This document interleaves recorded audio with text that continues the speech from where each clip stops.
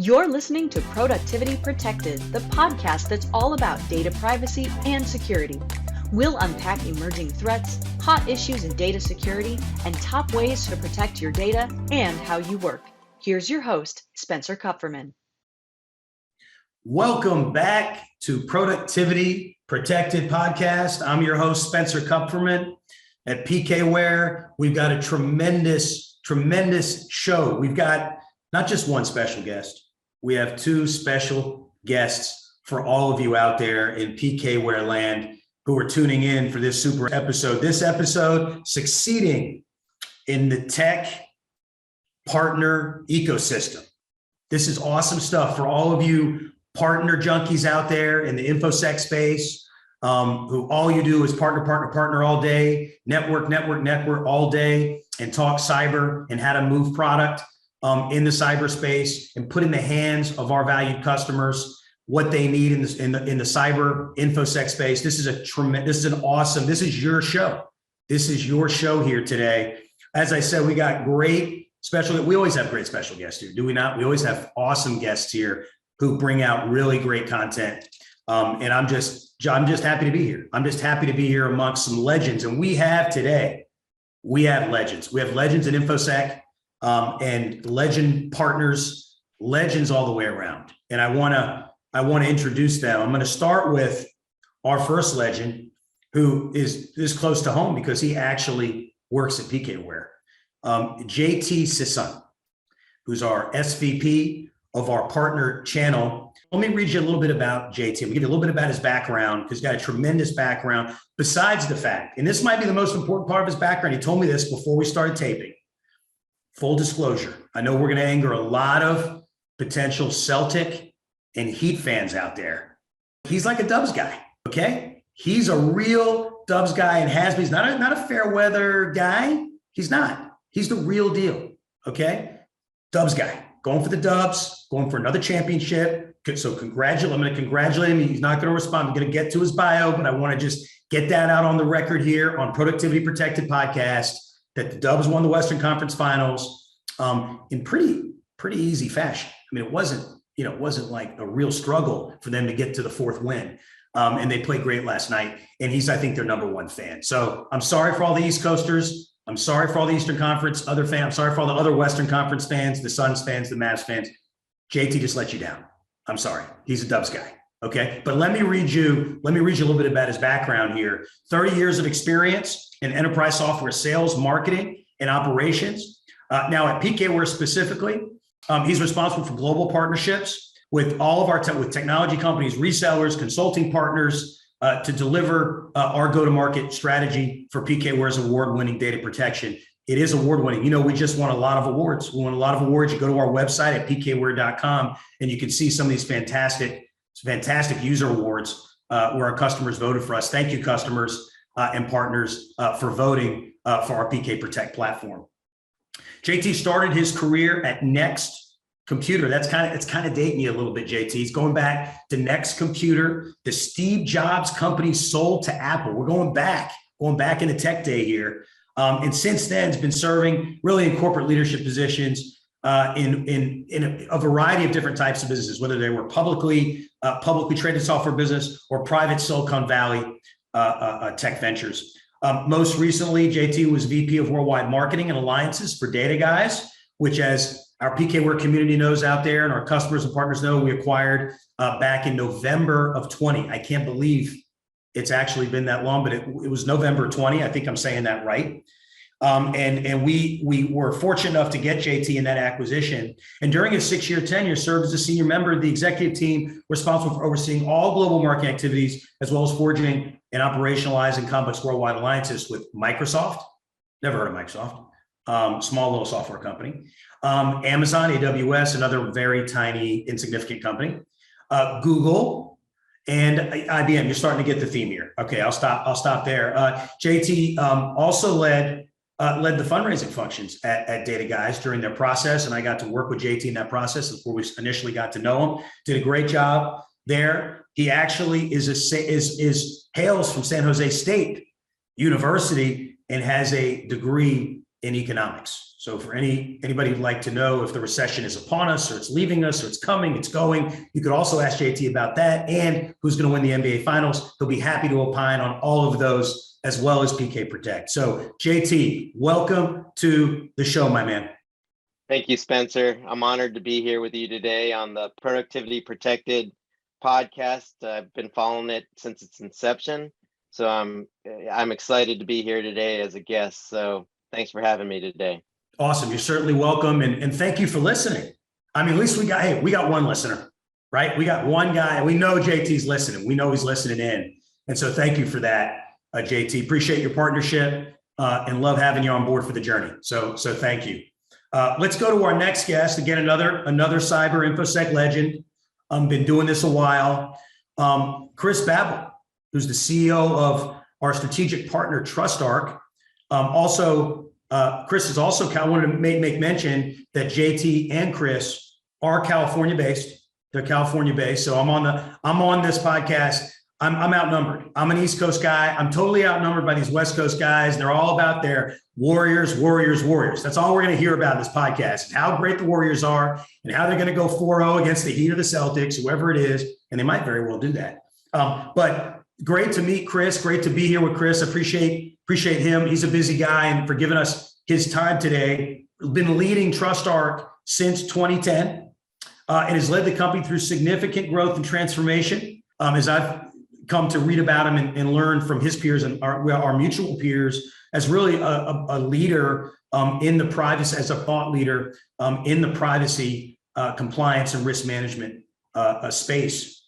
He frequently speaks. Many of you know, all of our privacy followers and listeners out there are very familiar with the IAPP Data Protection Congress, as well as Privacy Identity Innovation Conference and the IoT Privacy Summit. Chris is a regular guest on the road at any one of those. So if you're going to any of those conferences, anything privacy related, or you just have a question about your privacy, your personal privacy, you can ask Chris about it and he will opine and he will give you a great answer. And we are very lucky to have him join us today. And before I turn it over to Chris, I just want to thank not only Chris, but the entire TrustArc team for trusting in our partnership with PKWARE. Great partnership. We are creating a ton of momentum in the TrustArc customer base. We're a fantastic complement for each other. The privacy piece, the data protection piece, we're bringing those together. We're marrying those up for our user communities. And so thank you to Chris and the entire TrustArc family for having us on board as a partner. And welcome to the Productivity Podcast. Spencer, it's awesome to be here. Thanks a lot for the time. And it's also great to be talking privacy and security together. You know, before the decade and focusing on privacy, I spent a decade focused on security, running the VeriSign security group before I came to TrustArc. And it's great to see conversations that try to marry the two, as it's definitely a need and happening in the marketplace.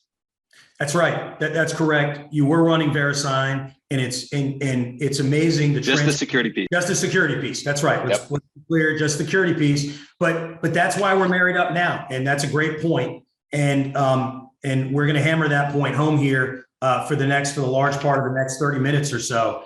So thank you again to both of these special guests for joining us. And I want to, if we can, I want to just jump right in to our questions.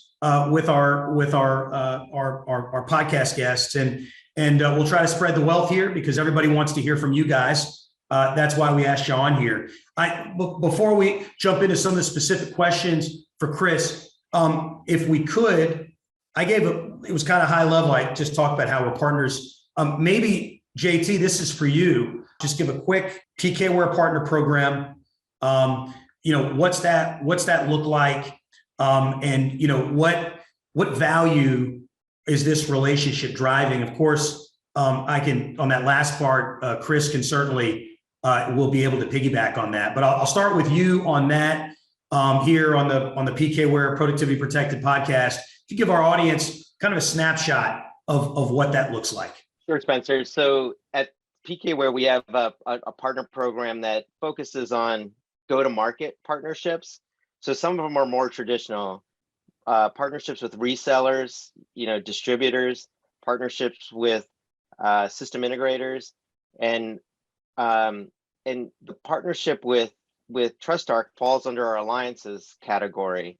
And this is kind of a special category because we know that when we service our customers, no one solution does it all for customers, and we want to minimize the kind of work that they have to put in to combine technology solutions. So what we do with TrustArc is we've built an integration between our two offerings to make it extremely easy for customers to implement our both technologies to solve their problems on the data privacy and data security side.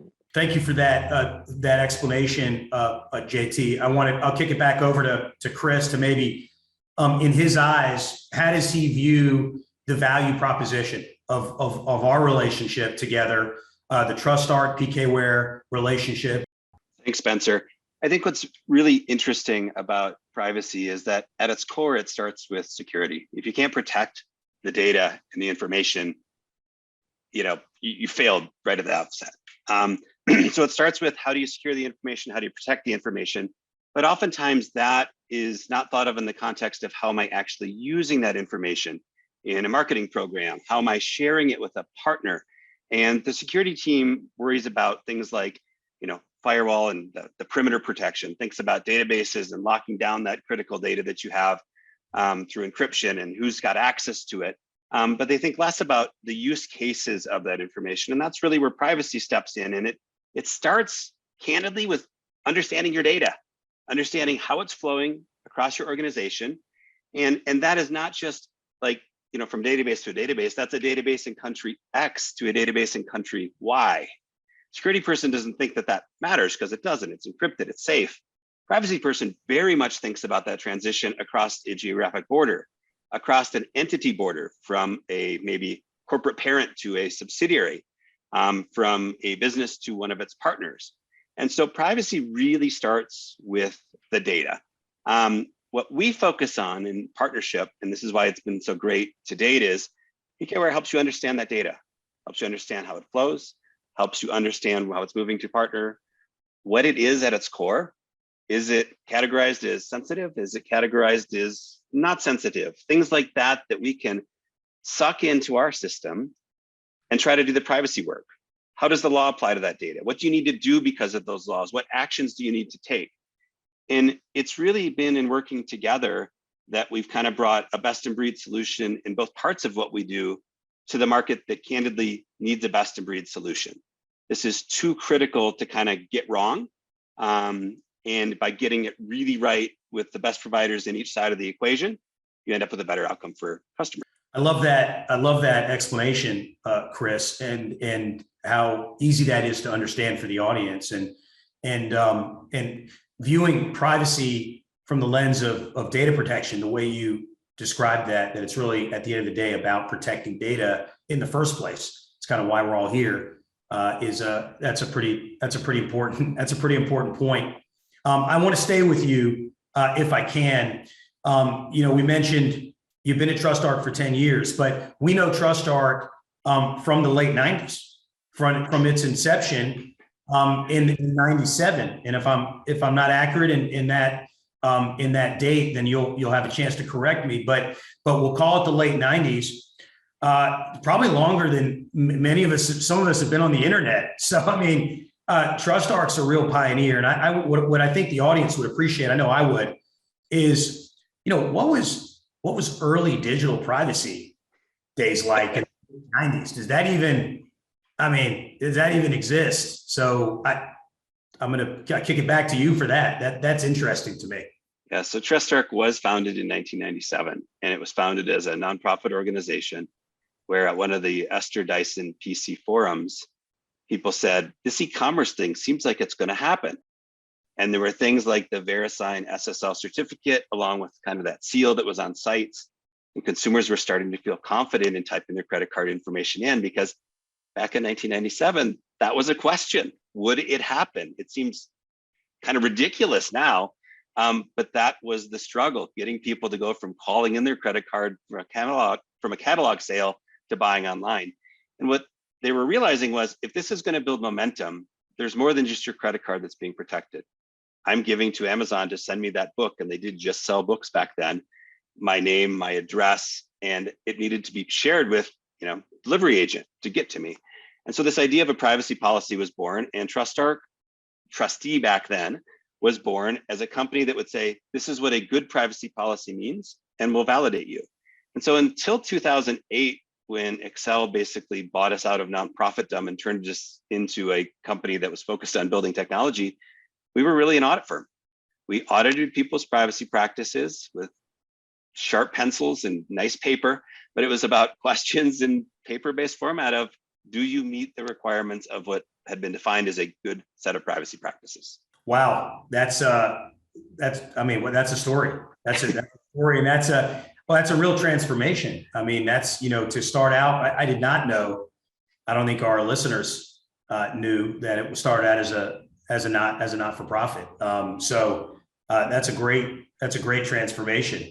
How, maybe take us through, if you can, Chris, just take us through kind of where we are today with where is TrustArc today, how its privacy solutions have evolved a little bit since the sharp pencil and the nice paper days that you referenced. Where are we today with those abilities?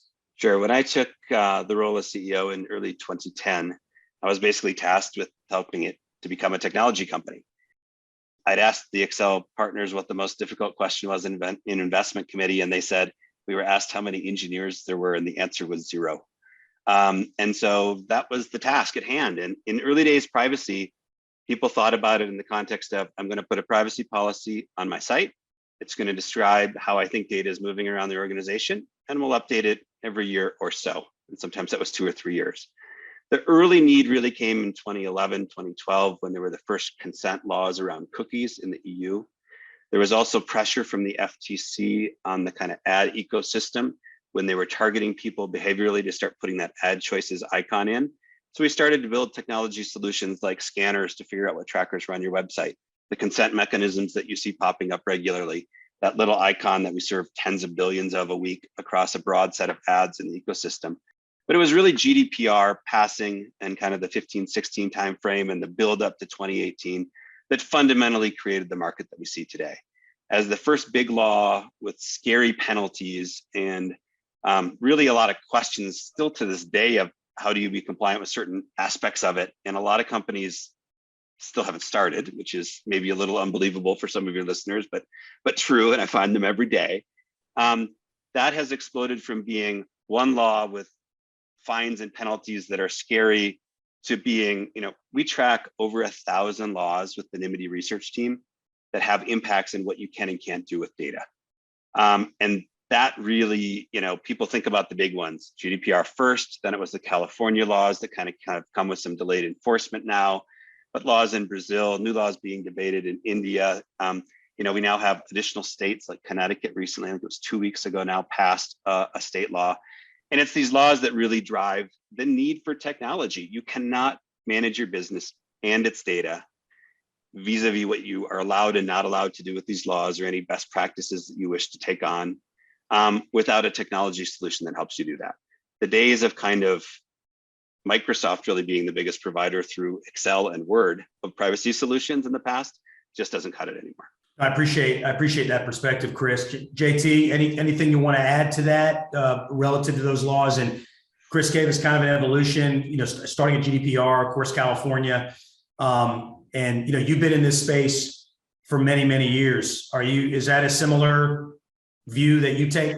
Spencer, I agree with Chris. I mean, this industry has gone through some immense involvement. I mean, think about some of our customers today.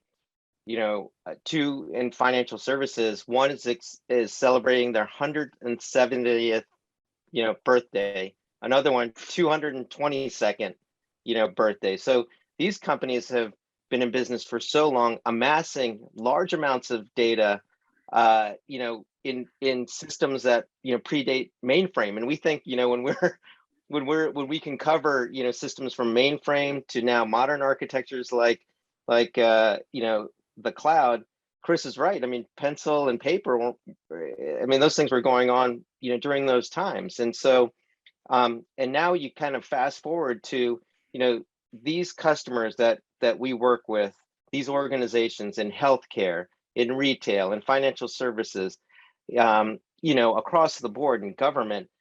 We're entrusting these organizations with our personal information, our family's personal information, and we hope that they are using it in responsible ways. And this partnership with TrustArc and PKWARE, that's what we're enabling are these responsible data stewards. I think about my son. He's graduating in 2 weeks from college. He's already formulating kind of his plan of what he's going to be doing, as when he launches off the Sison payroll. He's looking into, what is my auto insurance going to look like? Starting my bank account. He's starting his healthcare, with his new company and his 401k. I mean, he's adding to this massive data that these companies have about us and people we love. And so, and Chris is right. The only way the data is growing, exponentially, and the only way that we can enable companies to take care of this is through technology like TrustArcs and PKWAREs. It's interesting perspective. Trying to get off the Sison dole. He can get off it. I might get on it. I don't know. We'll see. But I wish you luck with that. We've got a few of those in this house too. So, but interesting perspective from both of you. Let's dive a little bit into this partner ecosystem that really is the theme here of this podcast. And this one's for you, Chris. And then of course, JT can follow on, but partners for both of our firms is a major revenue driver value. Chris, what are in your 10 years at TrustArc alone, and of course your Verisign experience, but what are some of the main benefits when you look to partner? Again, this is for kind of our channel junkies out there who want to know what a CEO looks to partner with in an InfoSec space. What's that profile look like to you? For me, whether it's what you're doing direct with customers, what you're doing with partners, it's how you impact that customer experience, right? How you make doing what they want to do easier, better, cheaper, faster, any of those types of words that you expect that, we roll up into terms like ROI or things like that. But what was clear to us, because we looked at, again, this kind of dual pronged challenge in privacy. There's one element of understanding the data, how it flows and all those things. And there's a privacy use case for that. And there are massive security use cases for that same information. And like I said, I'd been in the security space basically from 99 to 2009 when I left to come here. And in my first kind of bunch of years just focusing on privacy, I assumed there'd have been a lot of progress made.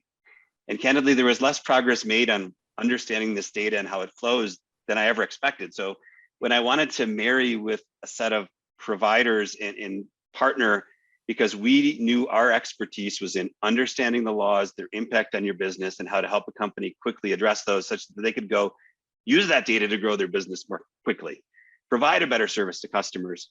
We needed some partners that had that deep expertise and knowledge in what is candidly hard computer science problems of trying to understand and classify structured and unstructured data systems in real time and provide that in a usable format that can be consumed in either a security context or privacy. And so, what impressed us candidly about you guys was you did it in a bunch of ways. You did it kind of, as JT had mentioned, with some of the biggest, longest term, ugliest, old, probably databases you can imagine. But you'd also thought through what a new, nimble, tech savvy startup that cares about privacy because, data is their lifeblood. And, they don't know what a database is unless it's hosted at AWS or Azure or one of those. And the ability to quickly get access to your technology through kind of that AWS app store and get up and running quickly and see value helped us solve the problem for the biggest of the big that are still running a lot of data centers themselves, to the nimblest of the new that were kind of cloud-only offerings.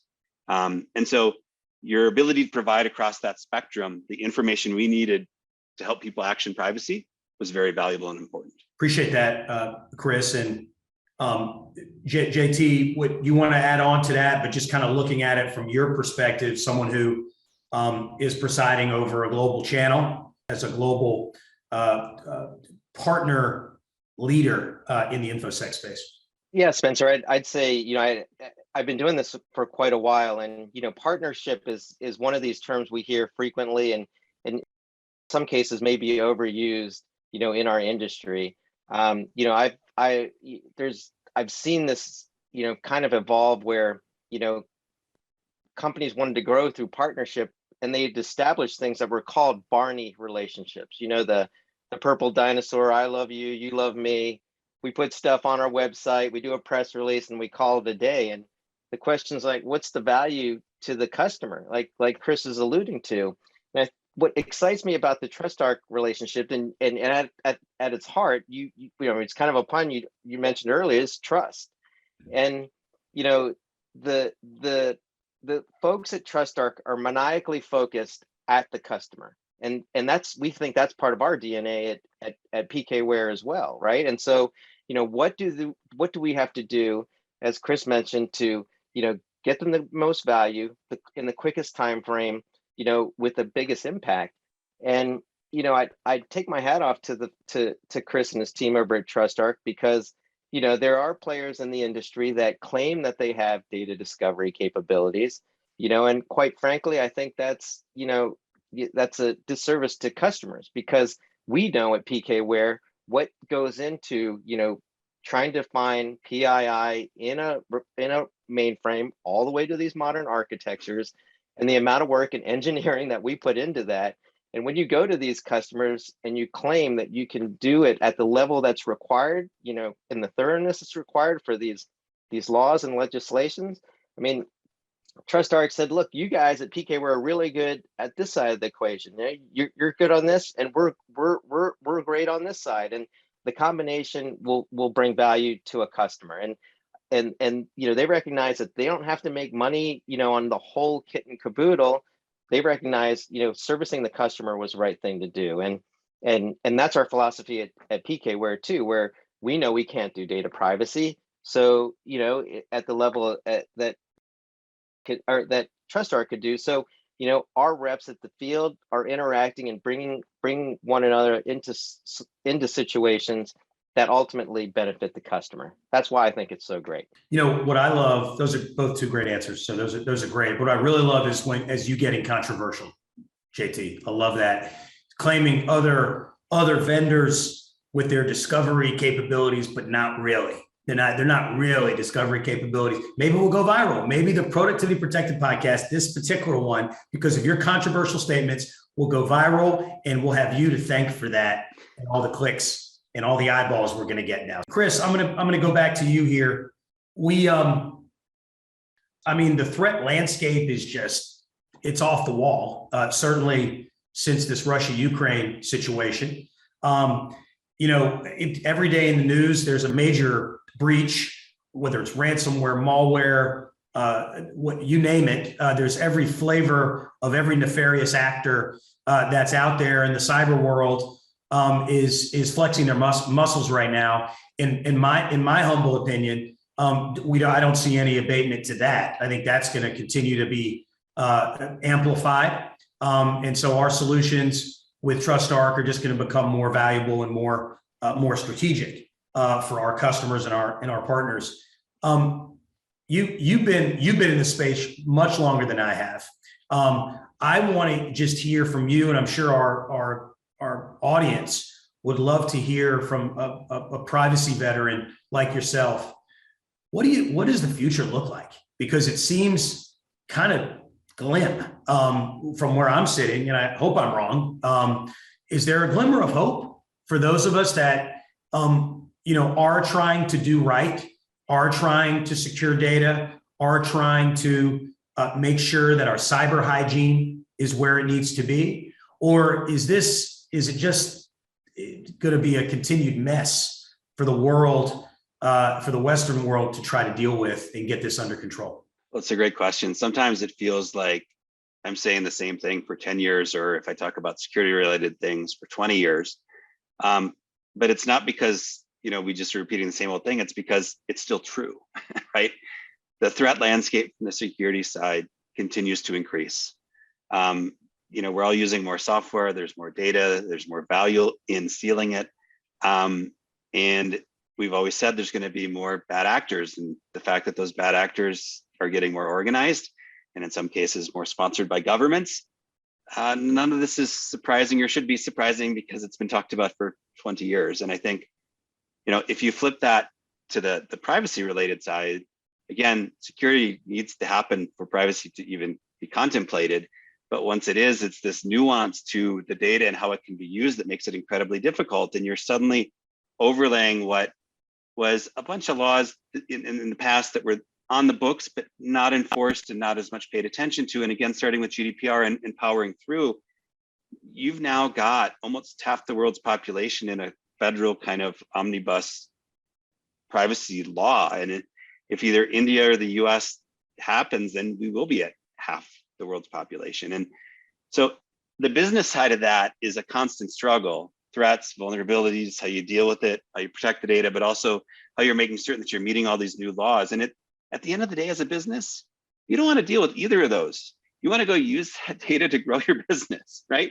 And provide a better solution to customers. And so what I think I keep my eye on is in the privacy space, we're still very much focused on looking at the law, understanding it, and trying to check the box saying we've done various things. And the reality is that isn't enough. You need to look at the laws, because there's many of them that apply to you comprehensively. You need to think about how you're dealing with those, not by law, but by running a privacy program that meets them at kind of a deeper level, whereas you've done something for one law, you've done it for all laws, and you start to drive synergy and success. And that's when you can turn and go back to the business and be seen as a partner. You're helping them grow the company as opposed to saying no to all their ideas about what they want to do with data. And that I see happening in companies that are kind of security forward, privacy forward, thoughtful and leading, and that paves the path for everyone else to do it. But it's not an easy path, and the challenges aren't going to stop. So if you think either of those two are happening, bad news. But the opportunity to do it right and really drive your business and drive differentiation and help the business leaders drive further success safely at low risk, it's there. That's what's exciting. That's great. That's great for the audience. JT, you want to add to that? If you have you're looking in your crystal ball, where are we? What's happening here? What's gonna play out, and how does it look from where you're sitting? Again, someone who's been a couple decades at a minimum in this business and seen a lot in the data world. What's your take? I think Chris nailed it, Spencer. It's data is the new oil for companies. We're in the information, stage here. It's funny, we think back to companies that, like a Nielsen's, who, is, built on an ADP, built on data.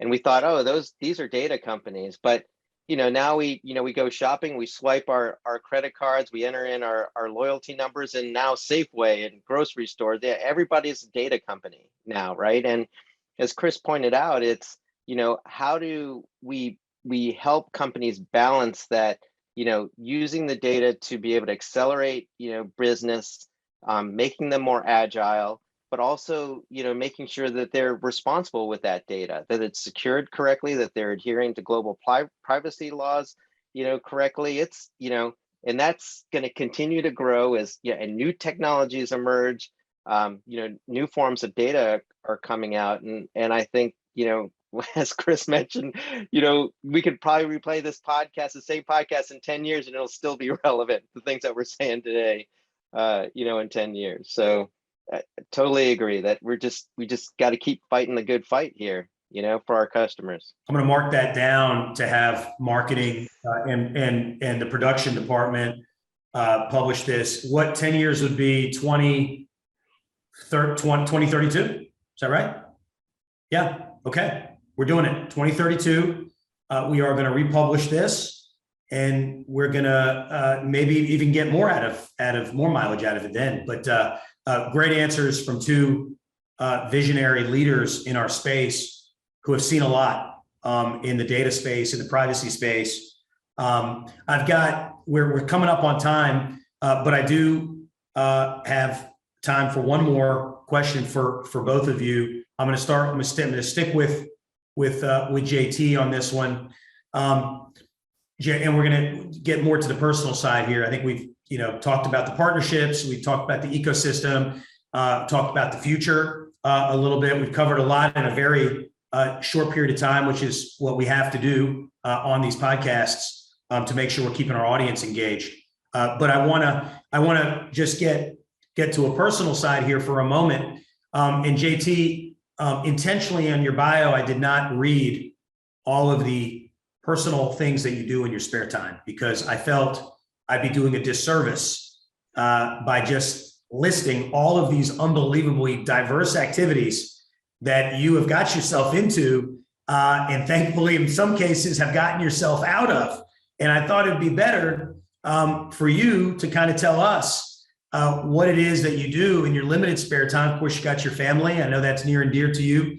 You've got your work with the church that we've spoken about that before in the past, and I have a lot of respect for what you do in the community with your church, and that's such important work. Tell the audience about you and what gets you going outside of work. I did give away the fact that you're a diehard Dubs fan, but there's more to you than just being a Dubs fan. Tell us. Appreciate that, Spencer. I do. It's true. I do enjoy sports. I wasn't blessed to be the most athletic, going through, college and so on, not like yourself, being able to play at the collegiate level. But I enjoy sports, all the same. And, the way I give back is, if you can't do, you teach, right? Is that isn't that the old adage? So I coach kids. I've coached, youth sports, coached my kids, all the way up until the high school ranks. And then some of them competed at the collegiate level. So I enjoy doing that at my free time, serving on our school board. I did that too. And as you mentioned, very active in our church. I just think this is a time, especially now, Spencer, you brought this up, for us as a company, around what's going on in Ukraine, and we're so blessed to be living in one of the most prosperous places in the world right now, and sometimes Chris and I are living in the valley, and you get even more insulated, right? Because you think that's the center of the world, and there's all this stuff that's going on outside of us that's that's meaningful, that's affecting literally people's lives, and so just to be part of that and trying to give back is the stuff that kind of gets me going too, outside of being focused at working with both of you in this cool industry we're in. Yeah, I was thinking, as I mentioned, I live in Florida, and I've got a couple of wave runners, and I live on Biscayne Bay here in Miami, and enjoy to be actually on top of the water, and noticed that you like to scuba dive, which is under the water.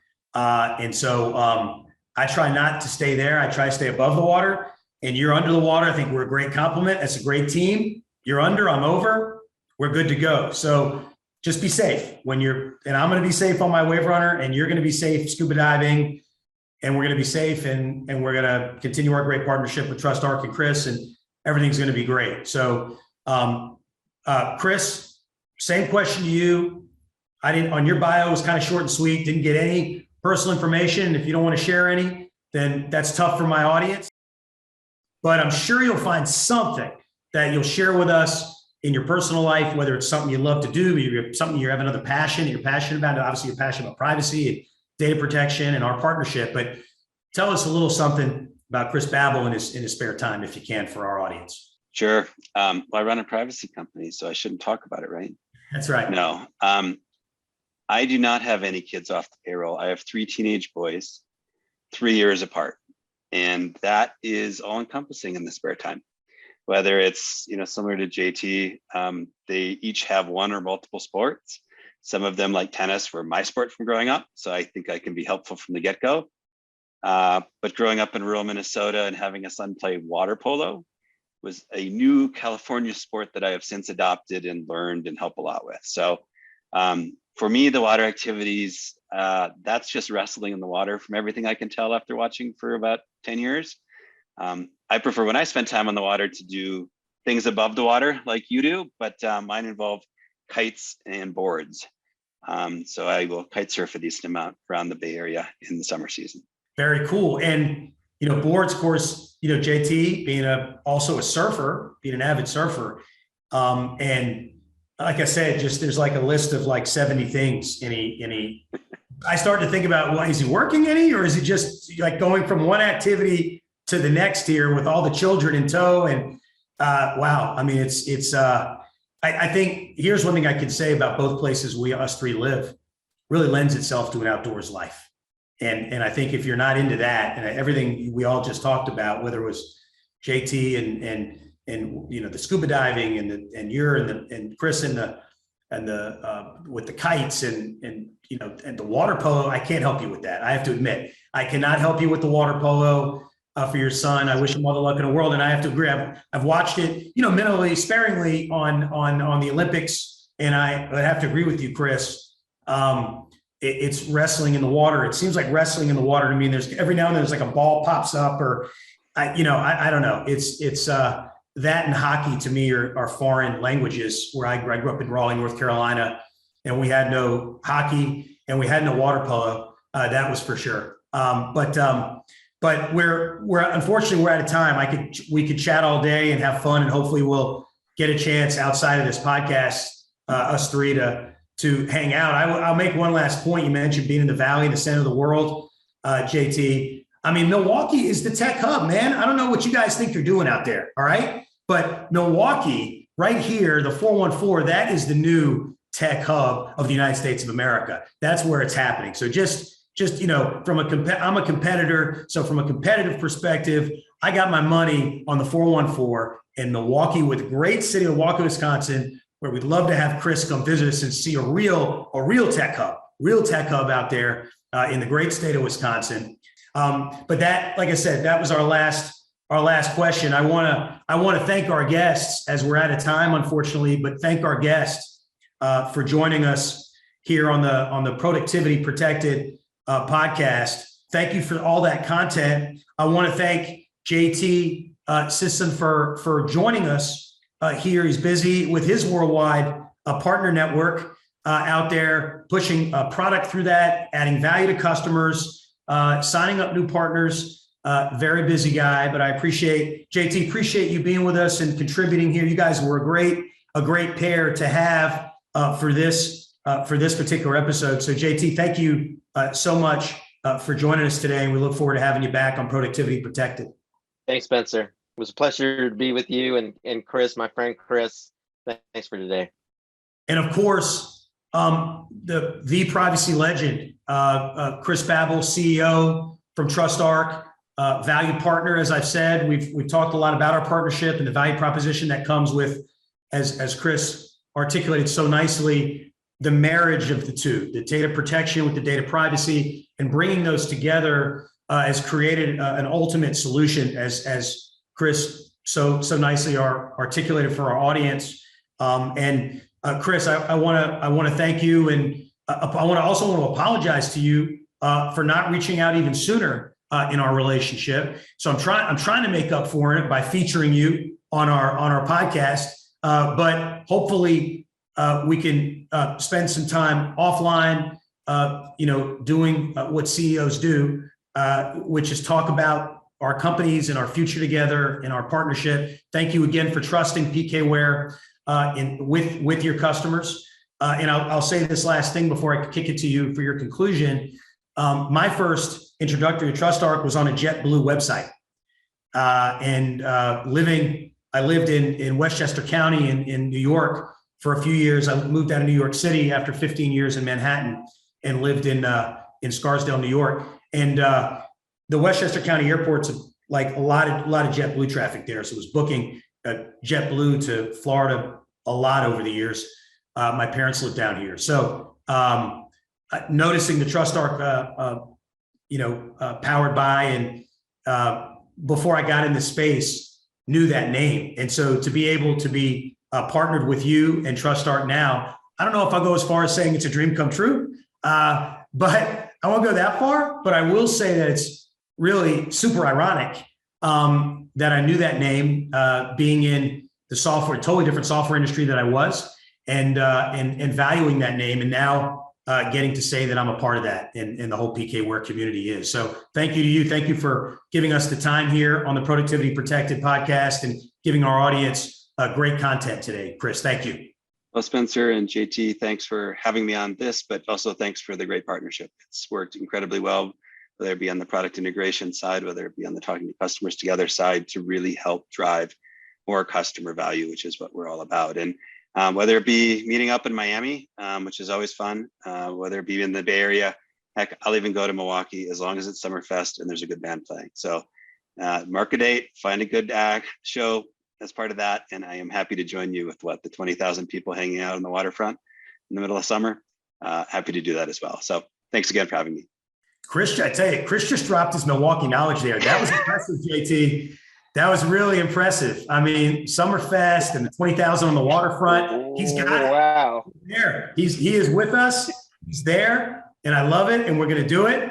And so, thank you to everybody. I want to thank our listeners, our customers, of course, our partners for trusting in us in PKWARE. Of course, if there's certain topics of interest to you, email us at podcast@pkware.com. That's podcast@pkware.com. We'd love to hear from you. If it's feedback, hey, loved your last episode, or hey, would love to hear more about this in the next episode, or if you'd like to be a guest. If you're interested, we can't make promises. We have obviously a line of guests that we try to step through our episodes. So we have a lot of demand to be on the podcast, and want to make sure we're providing pertinent content for those that are out there asking for it.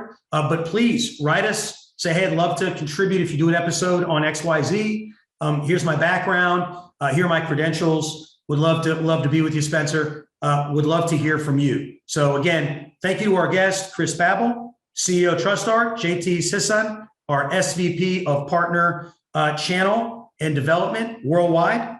We've got a fantastic guest next time. So make sure you continue to tune in. Thank you for all the loyal folks out there who are tuning in, listening to us, consuming our content. We appreciate it. We're trying to do the best we can for you and get really quality content in the InfoSec, in the cyberspace, topics that are hot in the moment, top headlines. That's what we're trying to provide. Thank you to all of you. Thank you to our guests. Thank you for having me. This is Spencer Kupferman saying thank you and so long. We'll see you next time on the Productivity Protected podcast.